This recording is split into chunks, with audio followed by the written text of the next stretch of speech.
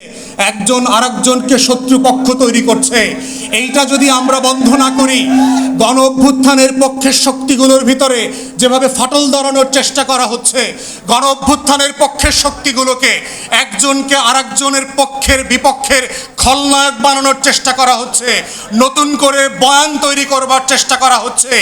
দিল্লির গোলামরাই তৈরি করছে ও আসলে দিল্লির গোলাম। তাই আমাদেরকে সাবধান হতে হবে।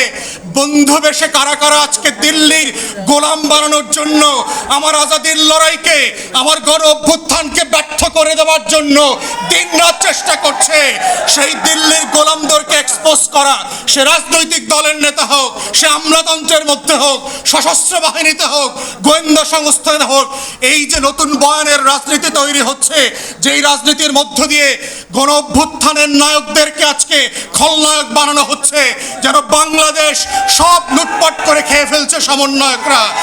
এই যে নতুন বয়ান, এই শত্রু তৈরির বয়ান হচ্ছে বাংলাদেশকে আবার আজাদি বিক্রি করে দিয়ে দিল্লির হাতে তুলে দেওয়ার বয়ান। এই বয়ান হচ্ছে এজেন্ডা সেটিং করে 111-এর মতো করে মসনদ পরিবর্তন করবার যেই রাজনীতি, এই রাজনীতি থেকেও আমার তরুণ এবং যুবকদেরকে সাবধান হতে হবে। আমাদের কথায়, আমাদের আচরণে, আমাদের কর্মকাণ্ডের মধ্যে গণ অভ্যুত্থানের পক্ষের শক্তিদের মধ্যে কোনোভাবে যেন ফাটল তৈরি না হয়। আমরা সবাই রাজনৈতিক প্রতিপক্ষ, কিন্তু রাষ্ট্র সাপেক্ষে, দিল্লি সাপেক্ষে, আওয়ামী লীগ সাপেক্ষে আমরা সবাই গণ অভ্যুত্থানের কাতারের সহযোদ্ধা। এই লড়াইতে বিএনপিও লড়াই করেছে, এই লড়াইতে এনসিপিও লড়াই করেছে, এবি পার্টিও করেছে, জামাত শিবিরও করেছে, চরমোনাইও করেছে। তারা কেউ গণ অভ্যুত্থানের শত্রু না।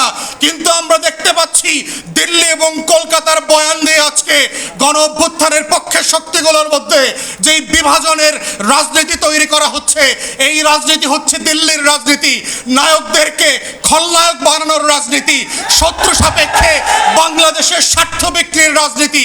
অতএব সেই রাজনীতির ব্যাপারে প্রত্যেকটা রাজনৈতিক দল এবং নেতাকে সজাগ সচেতন যেমন থাকতে হবে, তেমনি ভিজিলেন্ট থাকতে হবে।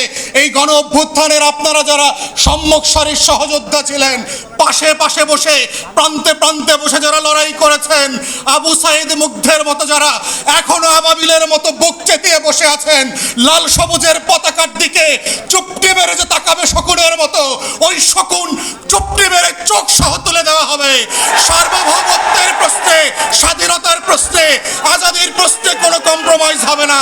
এটাই হচ্ছে আগামী দিনের নতুন বাংলাদেশের একমাত্র বয়ান।